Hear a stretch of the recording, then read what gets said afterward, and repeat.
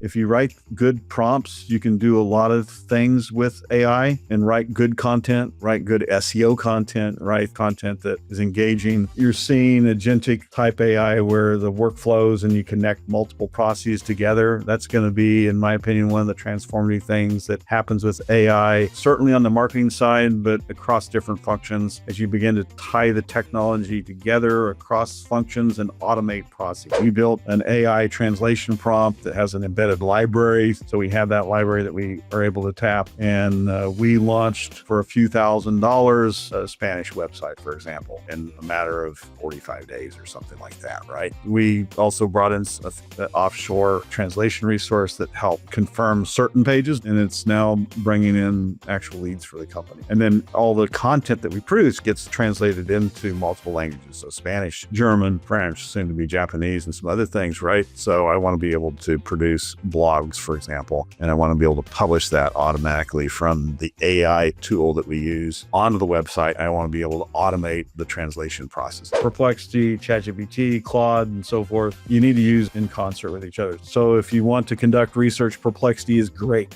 If you want to do analytics, Claude is better. For example, we have a B2B influencer program, which is really at the forefront of the marketplace in terms of taking what's happening in the consumer space and replicating that on the B2B side of the house. But there's multiple factors involved, just not the number of impressions they're driving per post or the cost per impression, but there's other elements such as engagement, the time they've been in the program, the reach they have in terms of the number of followers they have on LinkedIn. It's just LinkedIn focused. I used Claude to create that. Well, Claude is terrible when it comes to taking data and then formatting it in a CSV file or Excel file. Well, you take that out, you put it into ChatGPT. ChatGPT is great at that, right? You'll create outlines for a piece of content in ChatGPT, you'll have Claude write it, or vice versa, but you do the initial research in Perplexity. So you need to be leveraging all these tools in concert with each other. Welcome to the Tech Marketing Masters podcast, where we interview CMOs and VPs of marketing and tech to give you an inside look at what other tech marketing executives are up to, what's working in marketing these days, what you can try with your team, and how to level up your marketing game. I'm your host, Lee Cooper, co-founder and CEO of Cooper, an SEO marketing agency that helps tech companies grow their organic search traffic. And today I'm joined by Patrick Spencer, VP of Corporate Marketing and Research at Kiteworks, the private content network that helps you send, share, and collaborate with confidence, empowering internal and external teams to work securely while maintaining compliance and control over sensitive data. Today, we explore a lot of great insights, like the process of acquiring other companies, with both the challenges and opportunities of integrating their marketing teams into yours and expanding into new global markets. The growth of cybersecurity is its own unique market, to the point that some companies only sell exclusively to cybersecurity companies. How to use AI to automate entire functions, replace human jobs, and streamline manual processes, including tricks like crafting the right prompts, selecting the right AIs, and orchestrating multiple AIs together and monitoring them as they evolve. Leveraging AI to create downloadable reports and develop interactive calculators, and even translate websites across international languages to reach global markets, plus other opportunities. How to stand up a new B2B influencer marketing program from beginning to end, and how to incorporate your own founders and executives as powerful influencers. And secret techniques to beat the LinkedIn algorithm and create posts that absolutely explode. If you're interested in any of these things, you won't want to miss this episode. Let's welcome Patrick onto the show.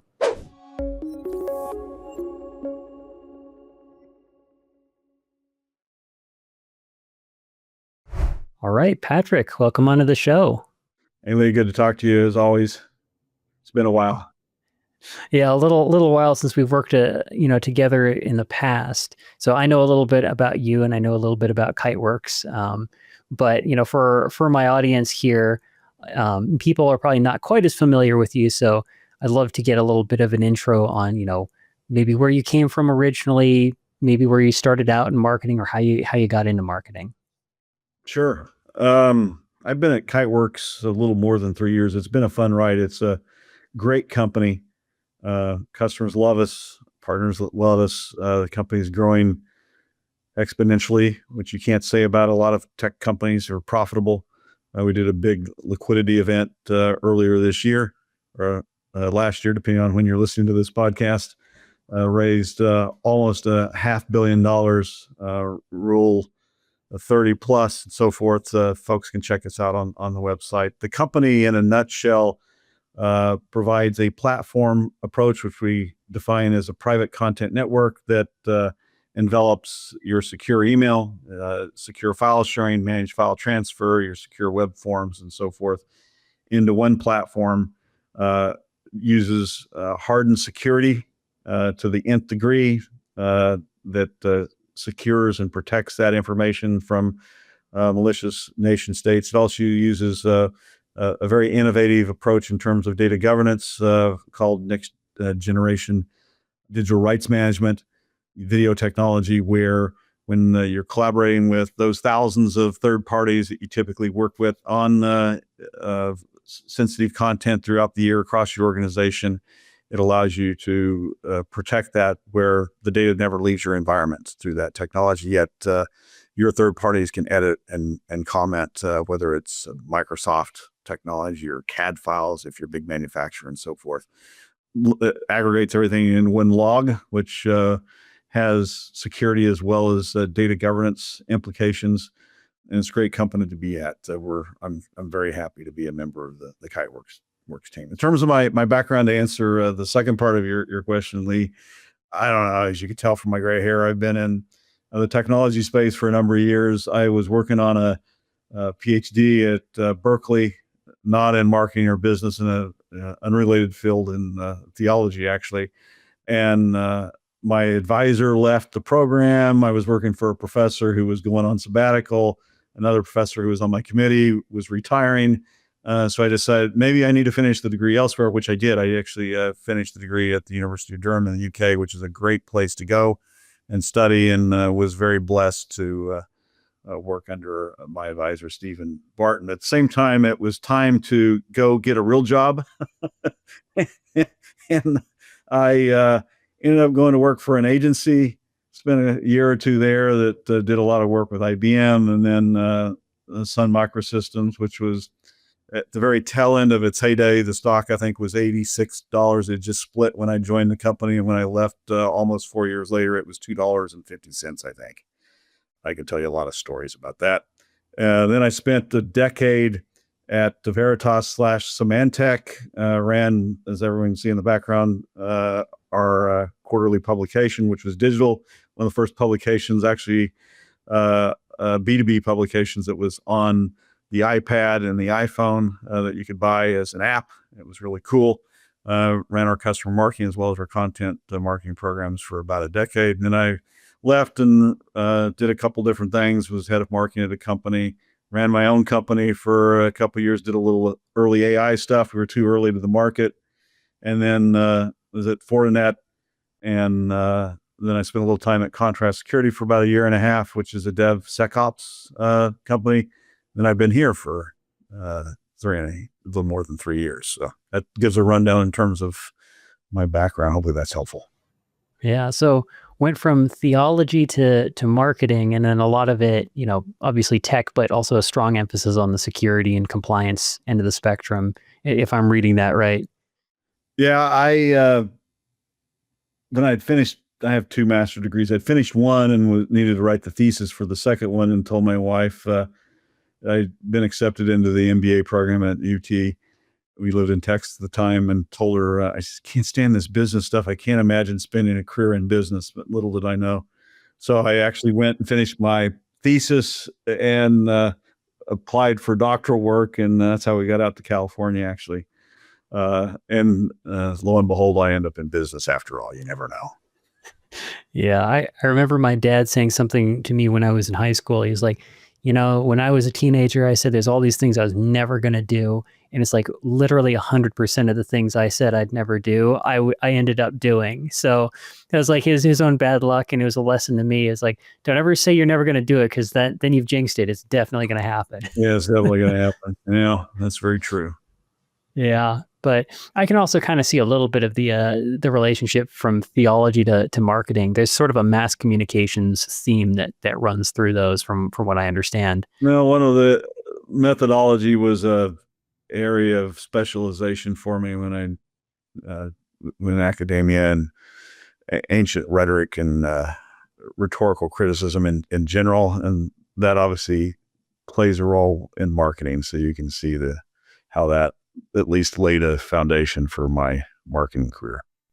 Yeah, it kind of ends up in the communications and content space. It's the modern version in some ways. Go read some of that ancient rhetoric, and you'd be surprised the number of ways in which that can be extrapolated into the marketing methodologies that we apply today, or the political realm for that matter, right?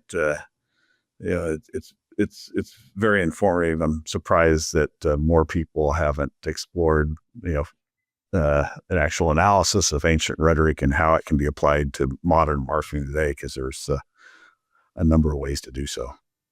Yeah, it's one of those things where I feel like people, they look at the stuff today, they look at, social media, they see all the new media and this kind of stuff, and they think, oh, it's totally new. Everything is totally new.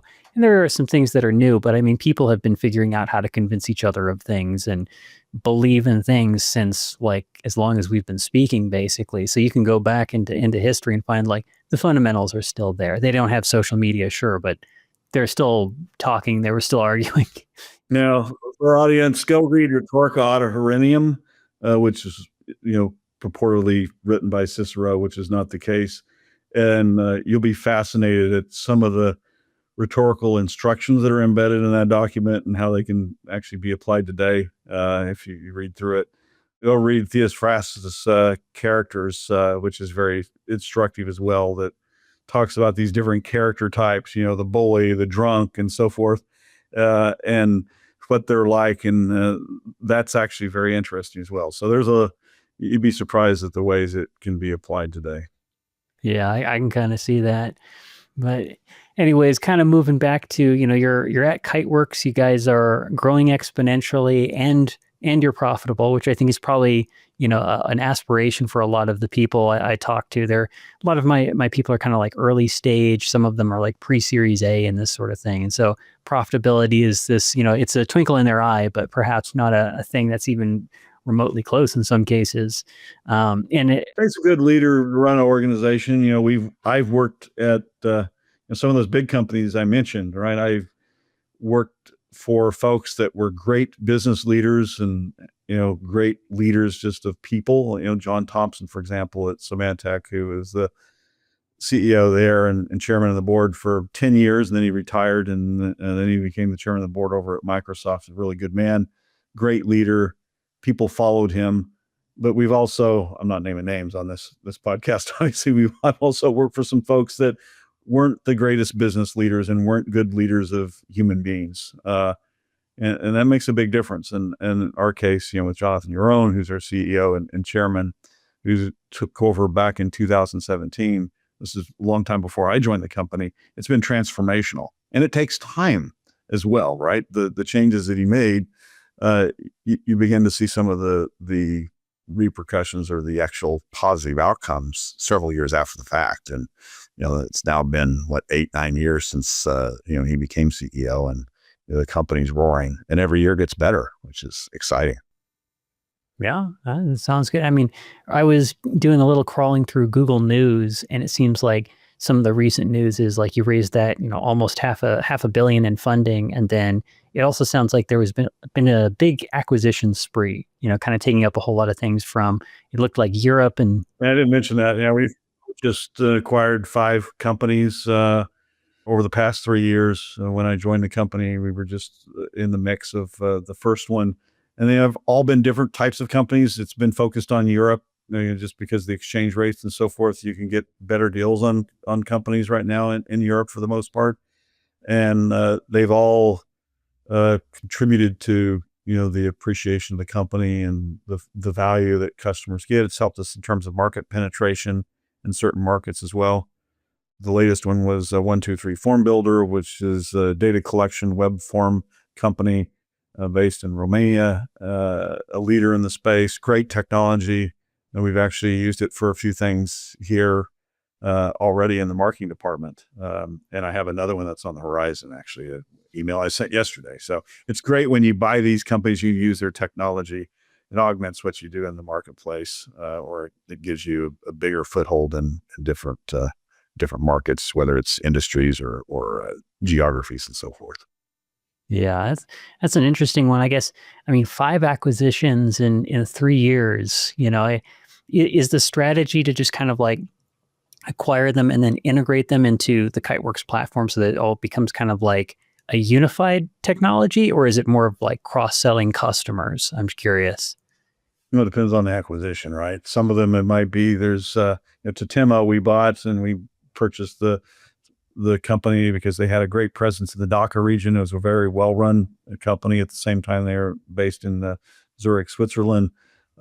We gained that advantage, but we also gained what is now called our email protection gateway product capability that's built into the Kiteworks private content network that really is a revolutionary technology. So we got both with that particular acquisition, and we could go down through each one, which we don't want to do on this podcast, but there were advantages that we got from each of them. In terms of marketing itself, we've codified a process for acquisitions, and we're going to be doing more of them. It's I can't say which ones, but there'll be more to come around the world for that matter. But we've codified a process where there's this workflow for each acquisition, and this last one, 123 Form Builder, from a marketing standpoint, was almost seamless. It went very, very well.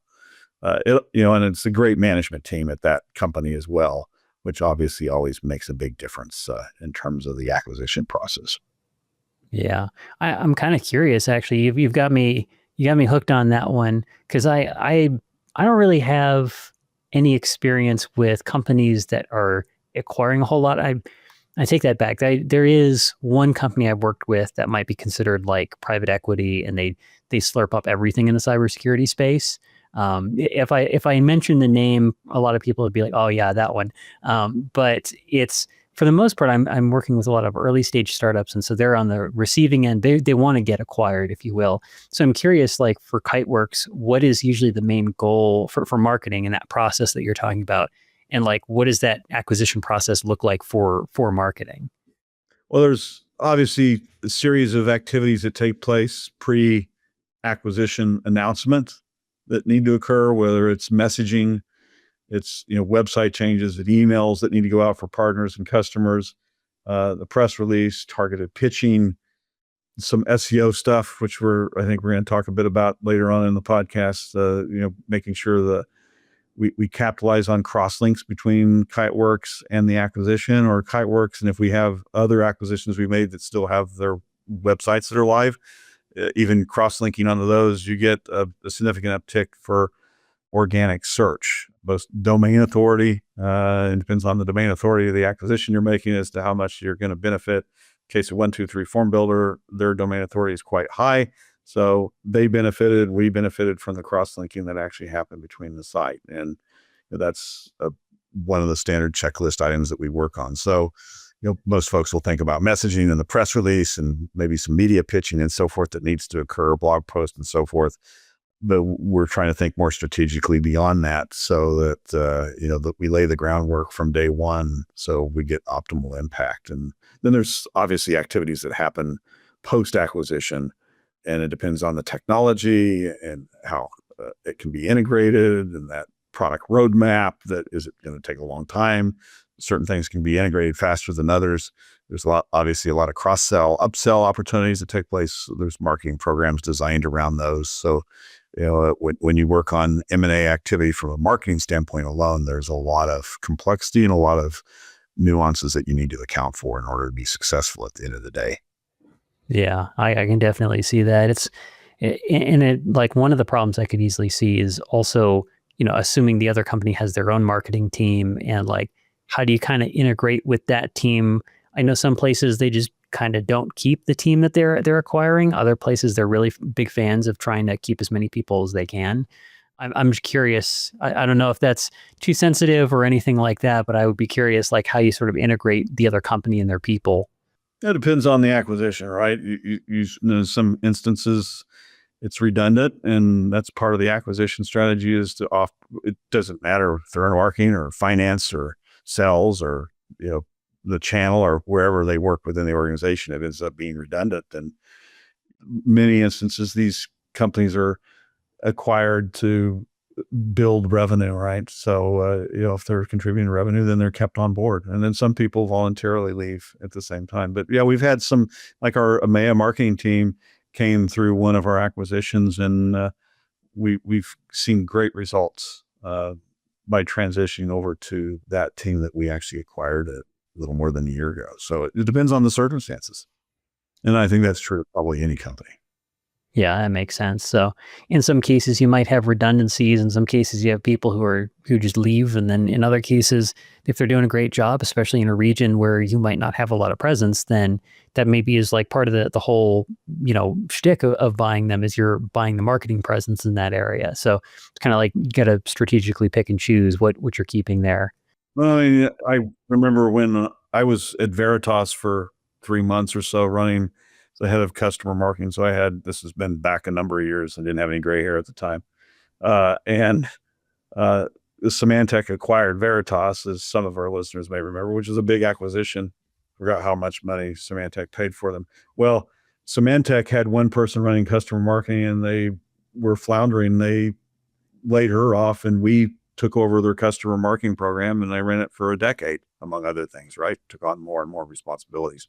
So that's an example of you acquiring a company, and there's a particular function within the company that was highly successful, and you hire them, right? That becomes your marketing function. And we've seen that play out, in a variety of instances, different companies, and it takes different shapes and sizes. It is important to assess all those different functions within the organizations that you acquire, because you can uncover some diamonds, right, in the rough that you didn't even know about. And that's true of technology, right? Even when you're doing acquisitions, even when you perform substantial due diligence, there may be technologies that they have that's used for internal purposes, or maybe within their product itself, that you weren't fully aware of, and the advantages that it provides you within the marketplace from a competitive standpoint. Yeah. Yeah. That's kind of a neat one. Is there's something a little bit exciting to that sort of acquisition, all the things that you're getting out of it, and sometimes the people you're getting out of it, and like what you're saying is the technology as well. So I'm also a little bit curious, like when you go through those acquisitions, how much of it, like, yeah, my assumption is a lot of it is you get an immediate like cross sell, and there are some upsell opportunities. You can kind of, the company that you just acquired, some of their customers can become Kiteworks customers, and some Kiteworks customers might be interested in this new technology as well. I'm curious, just like, what does that general cross sell process look like? Well, in some instances, it's you're integrating it into the broader platform play. In other instances, it might be, you want to migrate them over to the Kiteworks capability itself, but usually you're acquiring someone, that's doing file sharing or email. Right? Totemo was an email, primarily email only capability. They did have file sharing and some other things that were also included in their platform, but you wanted to, get them into the Kitework platform so that they could take advantage of other capabilities that we have. And we do that with our own customers in general, right? You may have someone who buys us because of file sharing and collaboration, but there's a managed file transfer capability, and they sometimes don't even know that we have that capability. And then 6 months later, a year later, they add that to what they're using from Kiteworks. And there's advantages of doing so, because you end up with that single log from a security standpoint as well as compliance standpoint, that makes the use of all those different capabilities across the board more secure, as well as it's easier to generate reports for compliance, just to demonstrate compliance with the different regulations that are out there in the marketplace. Yeah, yeah, that makes sense. As you're tying through that, it just reminded me how much cybersecurity is this. I don't want to say fragmented place, but there's so many different types of cybersecurity tools that protect just email or just this kind of file sharing. There's 10,000 cybersecurity companies in the marketplace. There are companies on the marketing side that are built just for cybersecurity. That's the only market that they are exploring, which is unbelievable when you think about it. We do a bunch of B2B influencer stuff. There's a B2B influencer platform that is only used in the cybersecurity space. That's all they focus on, nothing else, right? I talked to a company yesterday that has a digital PR platform backlink type technology, and the only space they're focused on is cybersecurity. So I think we're beginning to see is in the past you'd launch a marketing company or a new technology, and it'd be for finance and technology, manufacturing, retail, and so forth. They're honing in on very specific segments within the industry, and that's all they specialize in, which is interesting. And I'll be curious in 2025. That's one of the things we begin to see more of, companies that only focus on cybersecurity and nothing else. Yeah. Yeah. It's an interesting one because I feel like, cybersecurity has always been great investment. There's been tons of companies, but ever since 2020, I feel like there was a boom in everyone going digital. There was a boom in a lot of cyber attacks. And that also drove a lot of demand and a lot of, funding going towards cybersecurity companies. And so you have this kind of increased boom in the cybersecurity space that it's an industry worth just targeting entirely and saying we are, the X platform for cybersecurity companies only, because there's so many of them now and they have a lot of money. And it's a very stable industry from what I've seen in terms of VC funding. Other things, they go through all these hype cycles and, the VCs spend a whole bunch of money one year and then they're like, oh, VR is not interesting anymore. And they decide not to invest. But cybersecurity is pretty consistent. And so it creates a strong industry from what I understand, a very strong market. AI obviously is produced some permutations on that front. You have certain segments that maybe were thriving. DevSecOps is perhaps one, but if those companies in the space weren't riding the AI wave before, the big official announcements came out, they're really struggling today because AI has basically supplanted a lot of what they did in the marketplace, and organizations don't need them any longer or don't need large segments of their platform. So, it depends on, the segments that you're in, but certainly AI, as it has across multiple industries and so forth, even in the security space, has been disruptive, right? So you're seeing some companies that, may have been worth exponentially more a couple of years ago, and now their value is dramatically less. So they're trying to pivot and figure out what in the heck to do, how to stay in business. Do they get sold off to, the highest bidder, or, what their strategy needs to look like in the long run? Yeah, it's been an interesting, very topsy-turvy 5 years. I mean, really, and especially since the whole AI thing, I really do feel like 2022 was this interesting year in terms of funding because a lot of companies, I think there was just a bit of a market crash. A lot of things were just overvalued from COVID and the pandemic. And then when people realized that maybe it was overvalued, a lot of VCs started cutting back on funding. And then later that year, pretty much only 6, maybe 9 months later, then, ChatGPT is getting big and everyone's like, oh my God, AI is actually happening. And it's all the funding shifted away from a whole class of companies that would have gone, Series A and B and C. I see a whole bunch that got to Series A or B, and then it just stopped. They just ceased to get funding, and all the funding moved on over to everything that claimed to be AI. And that stuff is still getting a lot of funding. And there's stuff that's AI cybersecurity, but there's some other companies that probably would have been growing in this time frame that they just kind of got neglected. And I guess in terms of funding, at least that's what I've seen. I don't know if you've seen anything different. Yeah, it's certainly true. The way there's money that we spent before AI on different marketing functions or operations that we know are spent. We don't need it because AI has transformed that particular function that we have in marketing. And the companies that service that area, unless they pivoted, and I still talk to people today about AI, and they haven't even dipped their toe in the water. And they're in spaces where if they did, it would be transformational, or individuals for that matter, who are individual contributors, people we would have hired in the past, we don't need any longer. And you ask if they've tried AI, and they look up things for their kids related to their homework or whatever, or things to do when they go on vacation. But that's the extent, if that, of their involvement with AI, which is shocking. And they need to wake up, to be quite candid. Yeah, no, I get it. And it's one of those things where I think even for us originally, like if someone told me AI would take over a lot of our writing process back in like 2020, I would have like laughed you out of the room because the stuff that the AI was producing back then it was hilarious, just how bad it got. But ever since 2022 and, ChatGPT coming out with 3.5 and 4, you look at it and you're like, this is not bad. This is pretty good stuff. And at least for my team, I found like I can cut down at least maybe half to three quarters of the price as well as the time spent, because at the very least it can really, really help with the research process for content. It can help with the outlining process.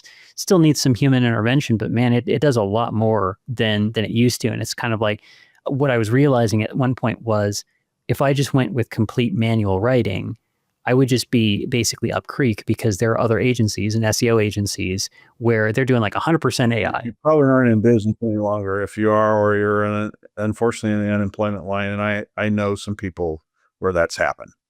And Yeah. it's unfortunate. They have not adapted to, the new AI marketplace. And companies the same way, right? If companies are doing marketing in a traditional way, they're putting themselves at a serious competitive disadvantage. They may be picking some technologies that have AI built into them, but they need to be constantly innovating and finding new ways to leverage AI in what they do in order to remain competitive. From a marketing standpoint alone, you could talk about AI in finance, you could talk about AI in operations, AI in sales, AI for the channel. It needs to be used across the board in order for organizations to remain at the forefront of the market. If they aren't, they're likely at a competitive disadvantage. And depending on, their extent and how they're using AI, they may become dinosaurs very quickly. Yeah, absolutely. And I think it's a weird space right now because there are some people, I think like you, who have like really adopted it early, figured out how to use it on the team, how to use it in processes. There are some people who have like played with AI, they tried it a few times, thought, oh, that's kind of neat, but they didn't like really go all in on it. And then there's a whole class, probably a majority of people who heard about it on the news, haven't even like really tried it. They just have heard it's going to be revolutionary and like they have no idea what to do with it. And so you're kind of at the tip of the spear there. And I'm curious sort of like a little bit on your advice in terms of like integrating that AI and like, where does it replace people? Where does it accelerate people? Like, how have you been mixing that into your marketing mix? Yeah, certainly on the content side, it's been transformative. Uh, you have to write and know how to write good prompts uh, and understand the business output that you're trying to achieve. If you write good prompts, you can do a lot of things with AI and write good content, write good SEO content, write content that is engaging. You're seeing agentic type AI where the workflows and you connect multiple processes together. That's going to be, in my opinion, one of the transformative things that happens with AI in 2025, certainly on the marketing side, but across different functions as you begin to tie the technology together across functions and automate processes, right? So AI has certainly automated some of the things we do today, but there's still a lot of the sinews, right, that tie all the different AI processes together are missing in many instances still. And I think in 2025, we'll begin to see a lot of those gaps closed and more automation will occur. And certainly as people use AI more and more, they'll tune that process in terms of how to write effective prompts so they can get better results and faster results using AI, depending on the actual output that they're seeking. So, we've worked really hard at that. We've built a number of different marketing tools that leverage AI, and we will continue to do so. There's always something new that we're working on. We, for example, built an AI. In the past, you go buy an expensive translation tool. Humans need to be involved, and so forth. We built an AI translation prompt that has an embedded library that has specific technology terms in the space. So we have that library that we are able to tap. And we launched for a few $1,000s Spanish website, for example, in a matter of 45 days or something like that, right? It leveraged that AI translation app that we built. We also brought in an offshore translation resource that helped confirm certain pages. Not all pages are reviewed by humans, but certain pages are reviewed by humans. And the site's live, and it's now bringing in actual leads for the company. We have other languages on the horizon that we also are working on. And then all the content that we produce gets translated into multiple languages. So Spanish, German, French, soon to be Japanese, and some other things, right? That not automatically, but gets translated onto the website. We use some offshore resources for that. What's coming is some of that automation that we talked about. So I want to be able to produce blogs, for example, and I want to be able to publish that automatically from the AI tool that we use onto the website. I want to be able to automate the translation process as well. The biggest challenge there is images and AI aren't the same as content in AI yet. But it's going to catch up very soon. We use a lot of, we use avatars that are age generated for videos, and that has worked quite well. You see some videos on our website of me. You can tell me whether or not those are real or not, or AI generated. That could be a quiz. It's the pop quiz at the end there. Is this Usually the real the Patrick? real videos I produce, the team always asks, was this AI? So they're thinking my real videos are AI videos. So I don't know what that says. The AI Maybe ones are better spoken. This is an AI video, AI podcast. I don't know. Hey, That's maybe that's how I'm sure. maybe that's how I cut down the cost of the podcast. I just like create, AI VPs of marketing and speak to them. So it's a weird world. I guarantee you that, 11 Labs has a voice activated AI prompt that we have up on our site now. You could have a conversation. We use Hey Jen. We can create an avatar of you and me and just feed it content, and we could produce a podcast today. The technology's there. It may not, maybe it'd be better than this podcast. I'm not sure, but what folks are listening to, but it would be engaging and substantive, I'm sure. Yeah. Yeah. So, I mean, it sounds like you've been able to use the AI for like a few $1,000s in 45 days, and boom, you've got a Spanish website and you've got it, driving leads and that kind of thing. I mean, that's a big deal, like international SEO and translating your pages before was just such a chore, but the AI does it like. If you go to Cisco, CrowdStrike, Palo Alto Networks, some of the other big cybersecurity companies, we can talk just in general, go look for their blogs in multiple languages. You're not going to find them. They aren't. All of our blogs, everyone, for the most part, there's certain ones we won't translate because they're not applicable to a certain market. And we have, I think it's over 1,000 blogs and 300 or 400 or 500 glossary pages on our site for SEO purposes. But you'll find those in English, German, French, Spanish, soon to be Japanese, or we're in the process of building our Japanese site right now. They're translated across the board, and we get SEO juice as a result of it. I won't give numbers, but we saw substantial increases in French and German, and we didn't produce that many French or German blog posts. In fact, no French and a handful of German pages. The upside is the AI capability we built. It translates from English to German and French and Spanish. It also will translate from German to English and German to French and so forth in the opposite direction. So we have substantial scale and a competitive advantage when you look at our translation capabilities on the website alone from an SEO standpoint. Yeah, no, that's really, really powerful. We're able to play with the big boys, and we actually are doing things that the big boys and girls, CrowdStrike, Palo, aren't doing today. Yeah, it's kind of an equalizer in that sense, because a lot of people can access this and start doing that. Level the playing field on a lot of different fronts, right?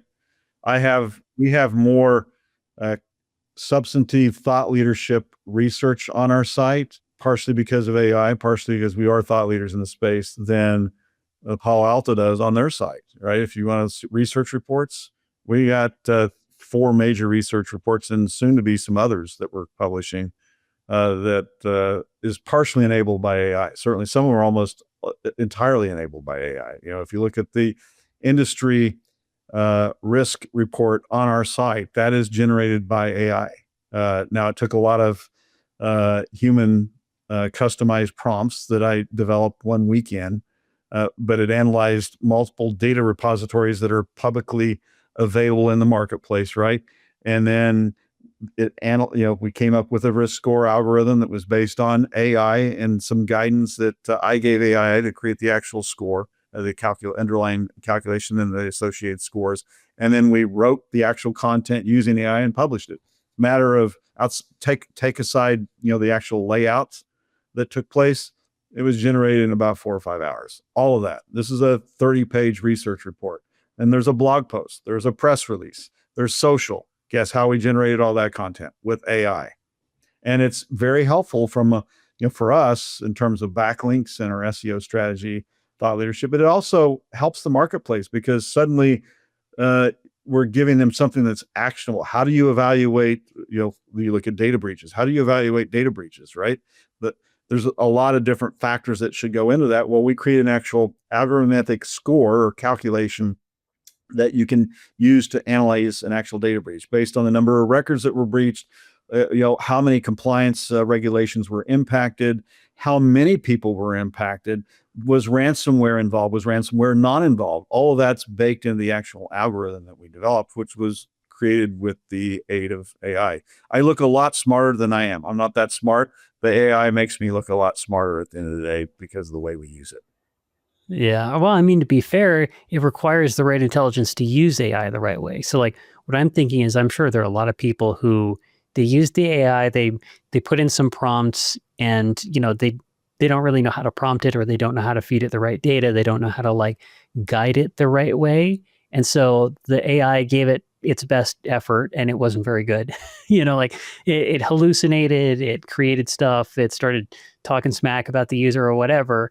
And, like people, they try it out, they use it. It's kind of like it's good, but it's not that great. And so they just sort of abandon it. And so clearly you've kind of like leveled up a little bit there on how to make it so that the prompts are right. It actually does give good output. It can do these things. Because I think if most people tried that, the results they'd get are not quite as good as what they'd be expecting or the kinds of things that you're doing. So I'm curious, like what's the secret sauce there that kind of makes it capable of doing those things, or how do people use it the right way? Well, you need to use the technologies in concert with each other. So Perplexity, ChatGPT, Claude, and so forth, you need to use in concert with each other. So if you're using just one of the tools, you're at an AI competitive advantage already. So if you want to conduct research, Perplexity is great, as our audience probably knows.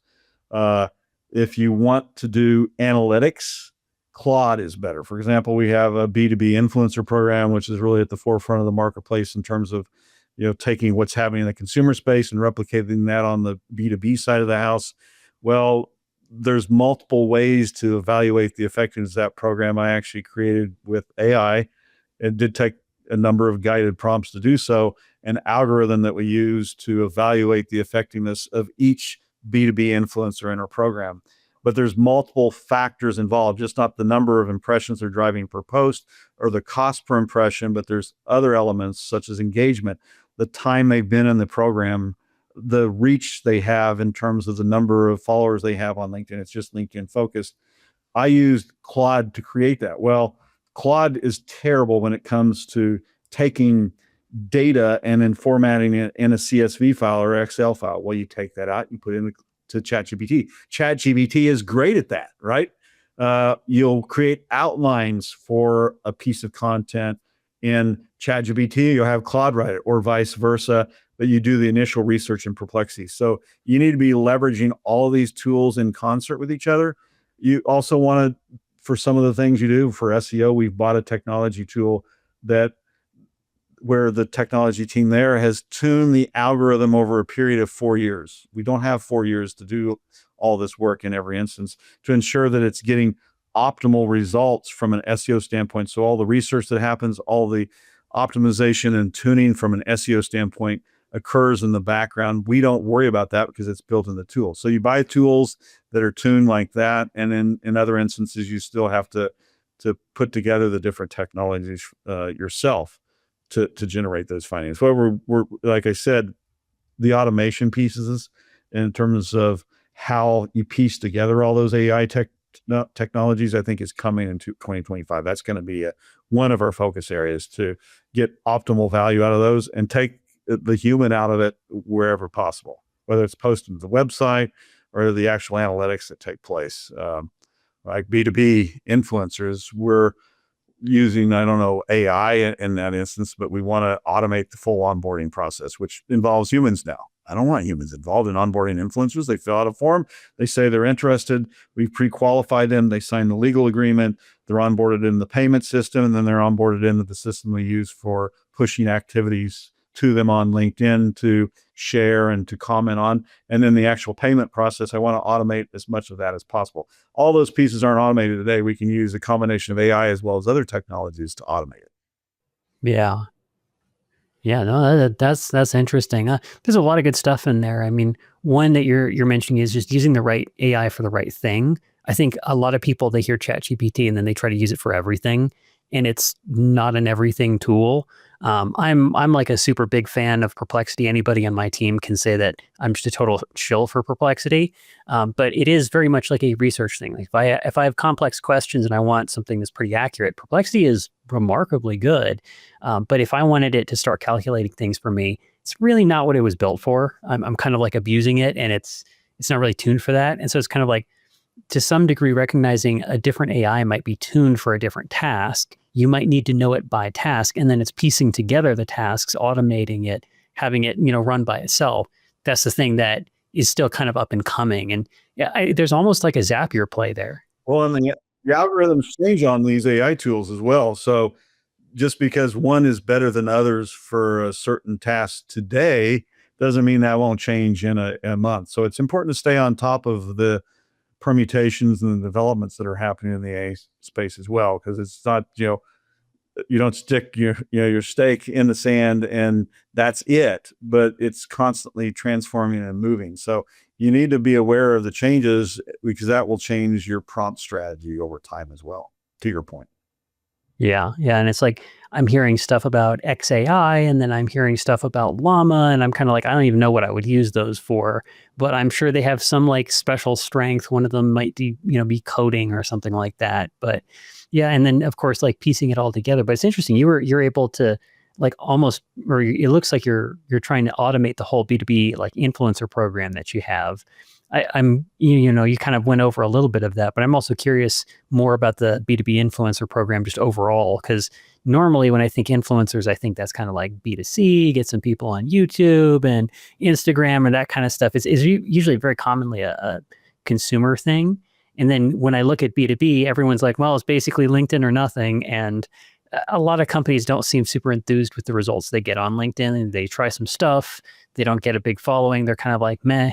And they post stuff to LinkedIn to show that the lights are on, and then just kind of call it done from there. But it sounds like you've gone a lot deeper in that space. Well, LinkedIn has its own algorithm, as our audience knows, and it's constantly changing. And there was a big algorithm change that took place last summer that I've talked to some B2B influencers. There's not a lot of them out there today. To your point, you think influencers in someone trying to sell perfume or clothing or, you know, kitchen appliances or something online to other consumers. And that's certainly, a space that we've seen a lot of innovation take place. On the B2B side, put aside cybersecurity, there's not been a lot that's happened there. And that which has happened has been on X and has been less on Instagram and some of the other social media platforms. People have struggled with LinkedIn, but the reality is, in terms of our audience, that's where they're at. Are they on X now? I mean, do we have an X account? Yeah, and we push content out. And there are a few folks who are active there, but they're predominantly all on LinkedIn. So you need to figure out how to use LinkedIn at the end of the day. And that's what we've done. We can talk about a few of those details if you're interested. But we, started the program a year and a half ago, dipped our toe in the water, and we had 10 or so influencers for the first 6-8 months, and evaluated, how that program worked. We do use a tool called GaggaLamp for employee advocacy. GaggaLamp team is great to work with. I've bought the tool several times over, and they evolved their tool so that we could actually use it for influencers and track the actual associated metrics. And, out of the gate, it was tied to impressions.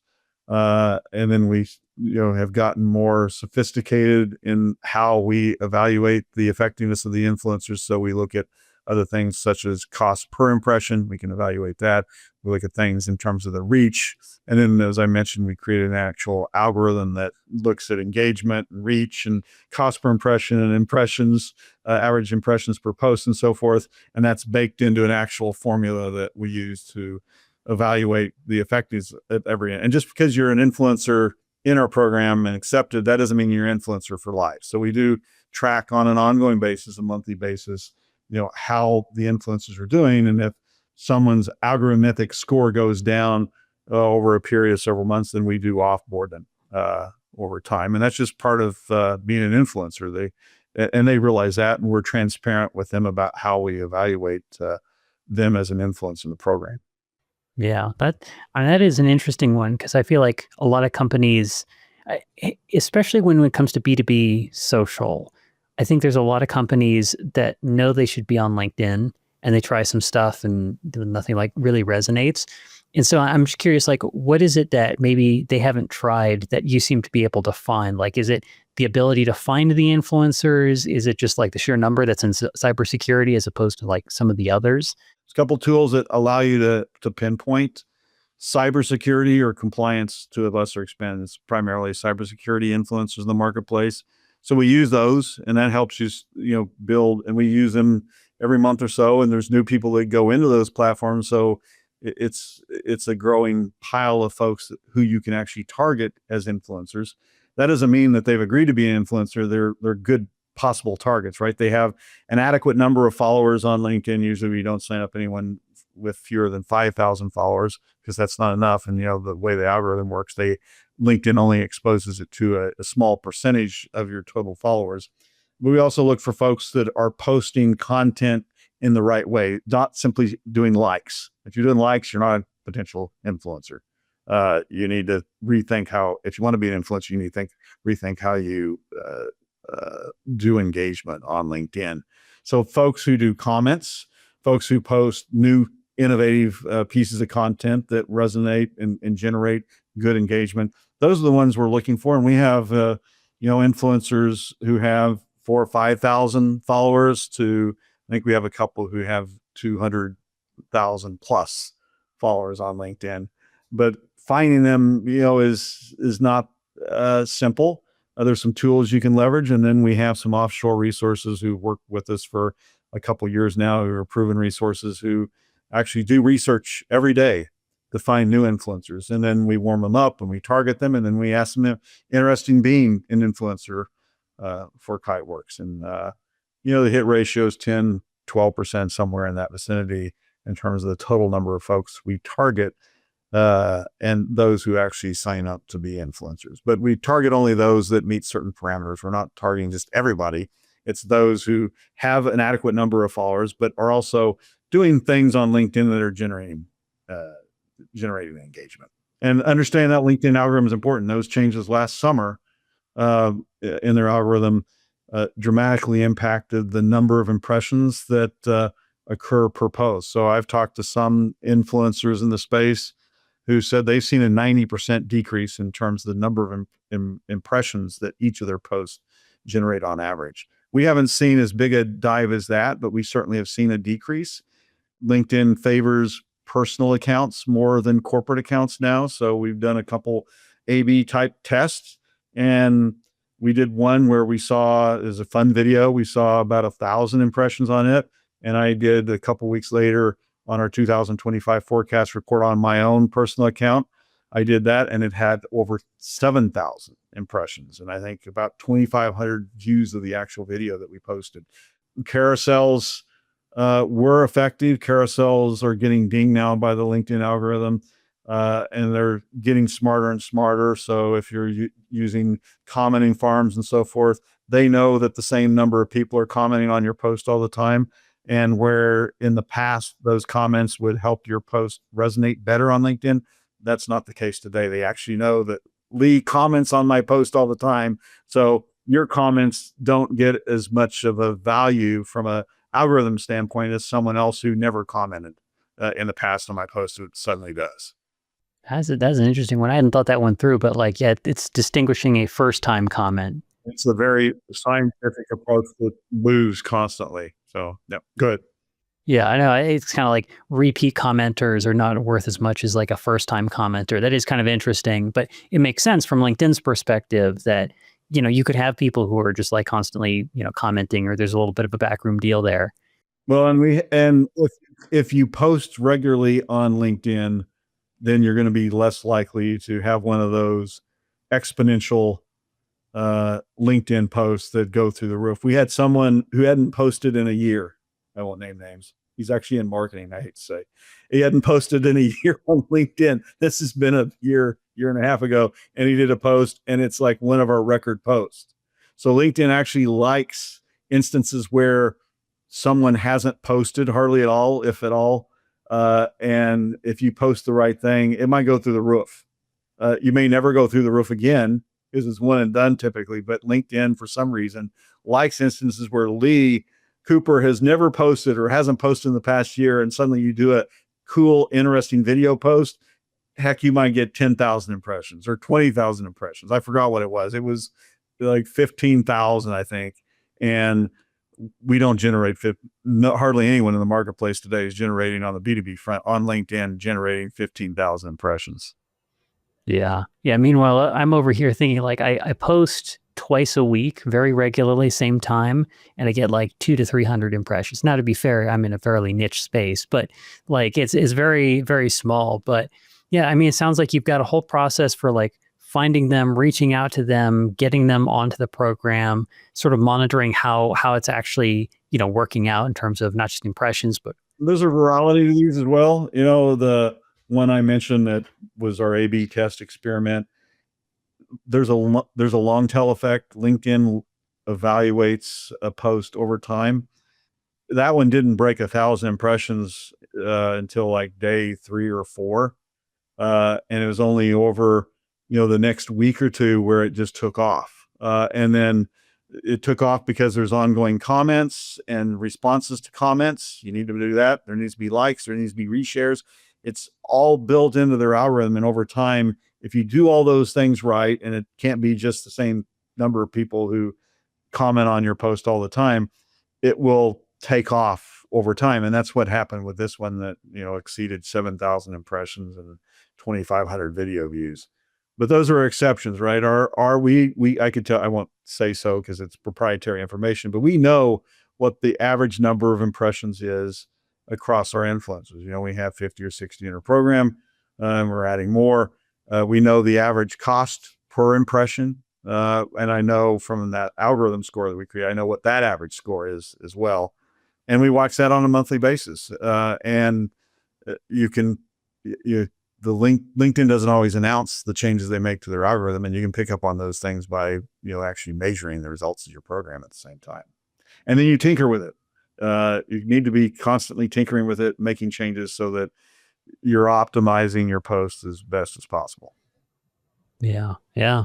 I'm curious, 50 to 60 influencers, that's a lot. And I'm kind of curious, like for someone, some of the folks sitting at home who haven't considered doing like an influencer program, and they're in B2B, like what would be your advice on like whether or not they should do an influencer program or something like that? And then, how would they, I guess, like what would be like the big win at the end that they can kind of expect if they did it right, assuming they put in the work to do it right? No, anyone's a competitor, send more emails because that's the answer.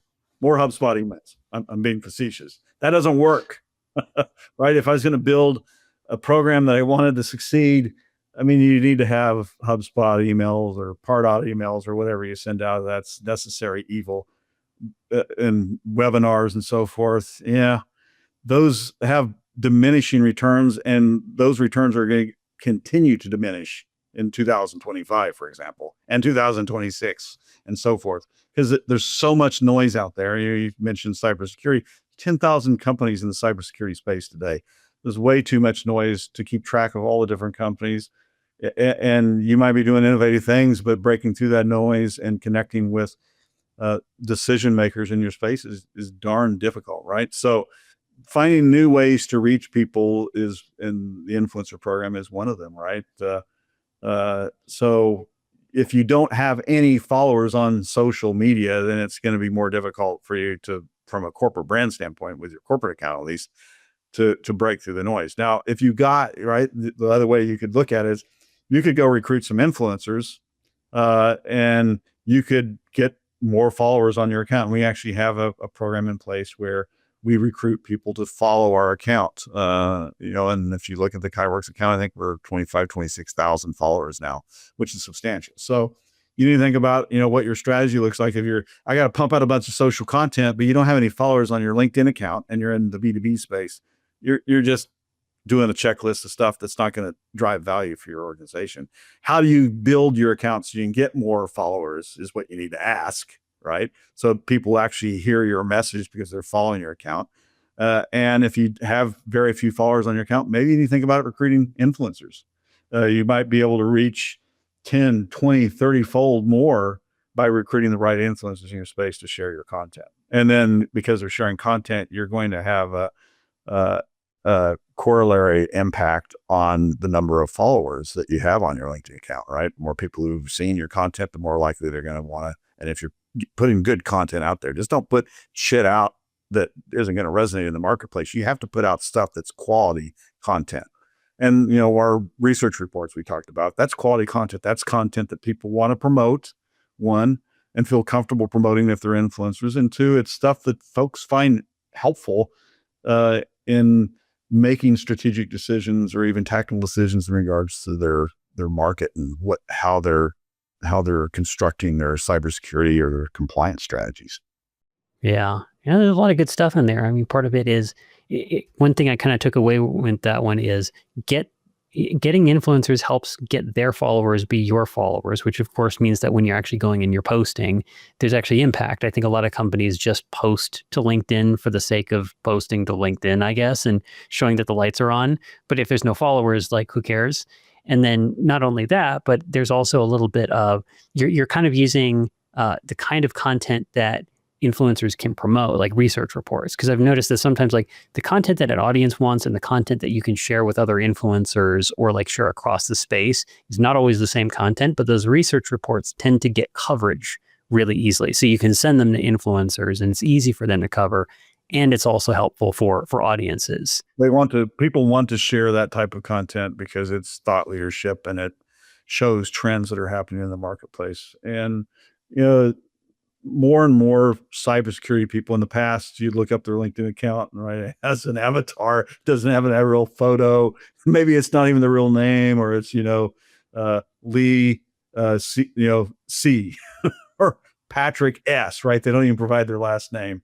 And more are understanding that they're thought leaders in their space and they are able to advertise that their company is secure because they have the right cybersecurity strategies. And actually certain companies, and more are joining the fray, want to brand their security as part of the competitive advantage that they have in the marketplace, and getting their CISO or their head of compliance out in front of the market and talking about what they're doing, they actually see as a plus, rather than, keeping them hidden behind the covers and, their LinkedIn profile is an avatar that's nameless and they don't even have their last name posted. So we are seeing a transformation take place there.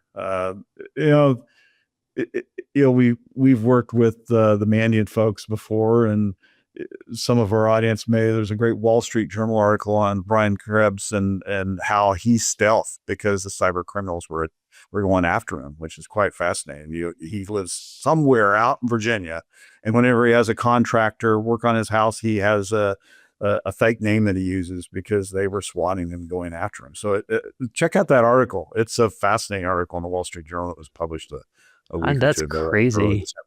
Yeah. So. Yeah, man, it's a tough space, people, because cybersecurity, cyber attacks. I guess I hadn't thought that it would attract that much attention, but I guess with Krebs specifically, that does actually kind of make sense. He's a known name. Yeah, because of what he's doing, and he's the forefront of the cybersecurity space. It's quite unfortunate. But yeah, the audience should check out the article. But yeah, to that point, however, most cybersecurity professionals see this as an opportunity to brand themselves, and which is great because the pile of potential influencers for us grows over time, because more and more CISOs or security or compliance leaders are wanting to get out in front and talk about what their organizations are doing or share their insights and knowledge to their peers. Yeah. It's interesting just because I feel like there's been a shift in some ways towards moving away from the corporate branding and having the company account post things and more towards the personal branding of having like executives or maybe a product marketer or somebody, and they're really posting it and people really connect with that individual as an influencer, not just a brand name. And Yeah. it's kind of like it's maturing in a space like B2C. I think they went down the influencer path really, really quickly. But B2B is just, it's not as large. It's not, it's not the same, but it sounds like the influencer community is kind of maturing. It's growing in the same way. And we're starting to see more B2B influencers in cybersecurity and more people who are kind of like willing to do that. And some part of me actually wonders like if there's a strategy for like early stage startups, how much should they be using their founders or like maybe a CIO or a CISO or something like that, who's doing part of the marketing that normally wouldn't, be their job, but they're kind of like pitching in and doing some marketing of themselves and, for the company on LinkedIn. I don't know if you've explored kind of having founders in that mix or just keeping it to influencers and that kind of thing. Depends on the founder. Right? It depends. But I was at the Contrast for it was a year and a half or whatever. Jeff Williams, the CTO, who's co-founder of the company, he has a huge following. I think he has 15, 20,000 followers on LinkedIn. Press was easy with him because he was getting calls from the media because he was a thought leader in the space where they were writing an article on XYZ and DevSecOps or cybersecurity in general.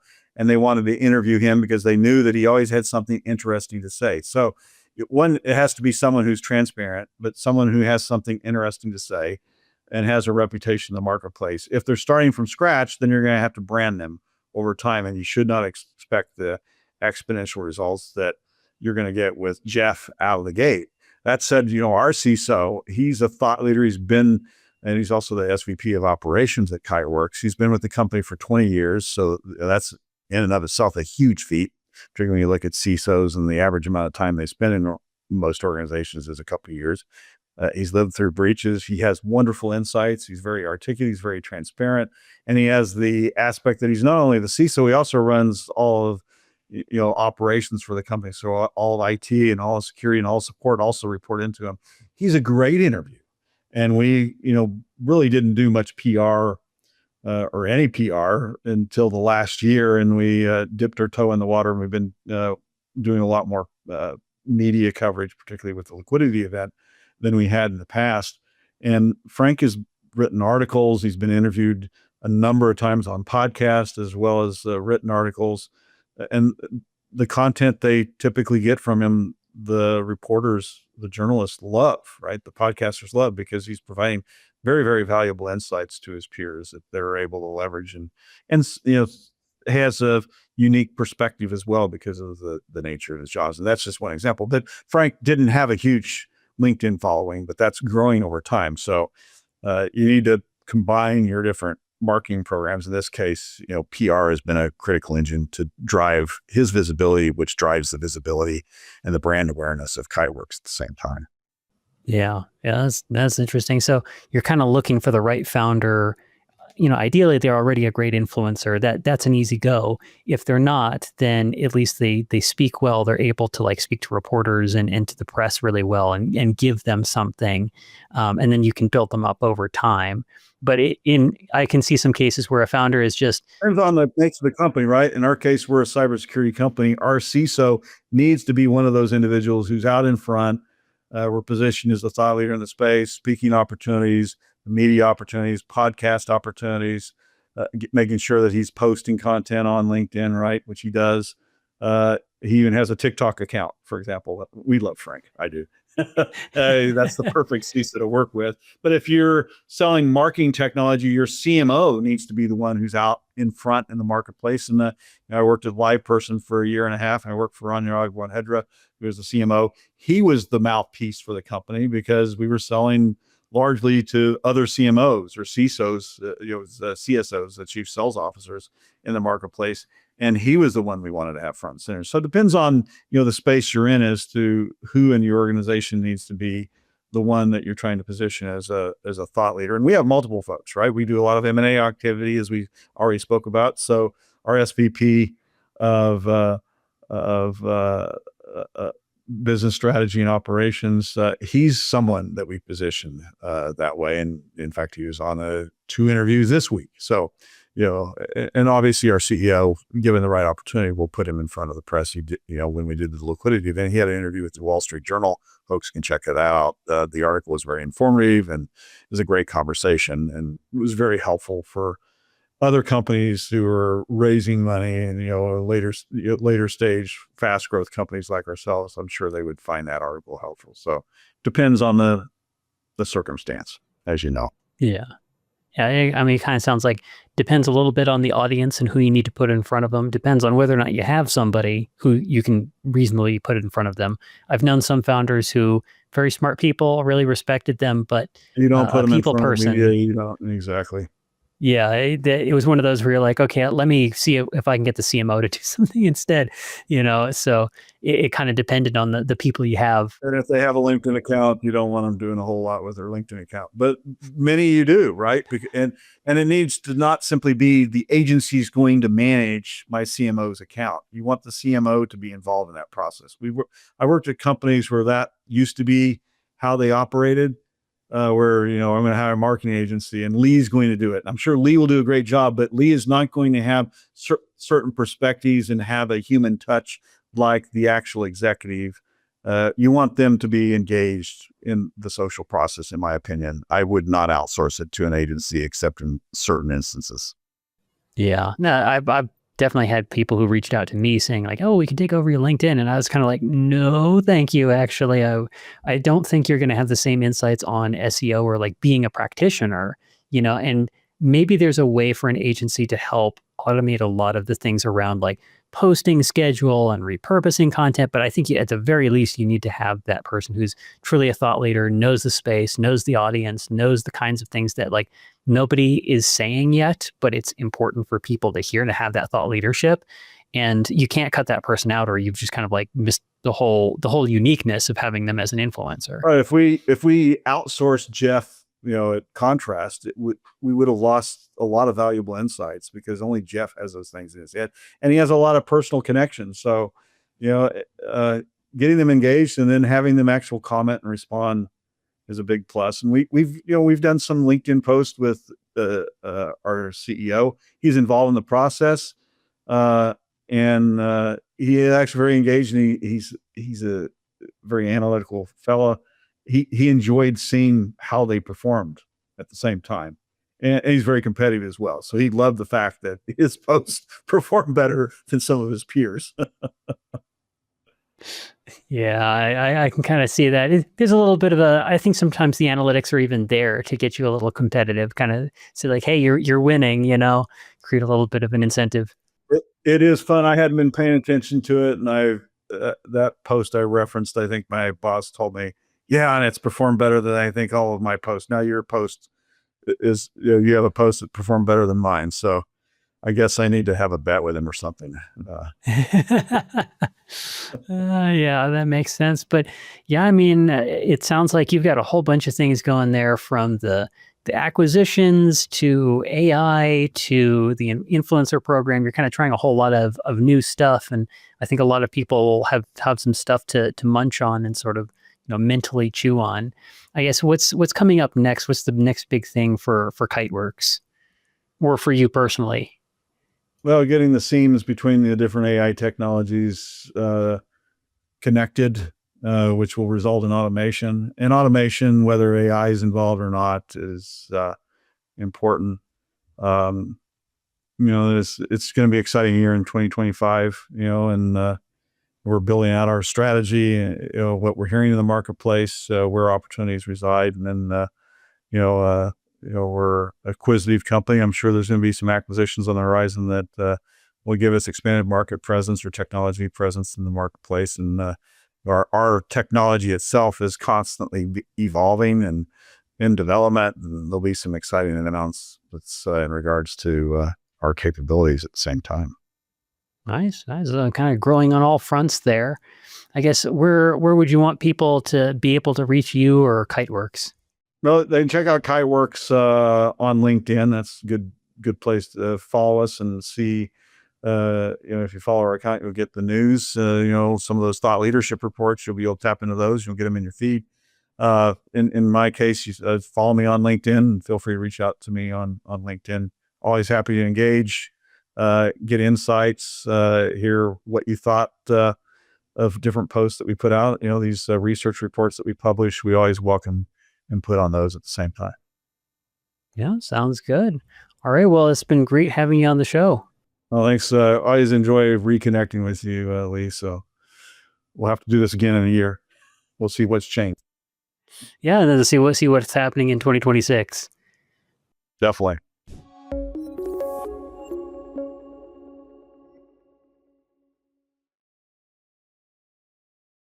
That was Patrick Spencer, VP of Corporate Marketing and Research at Kiteworks.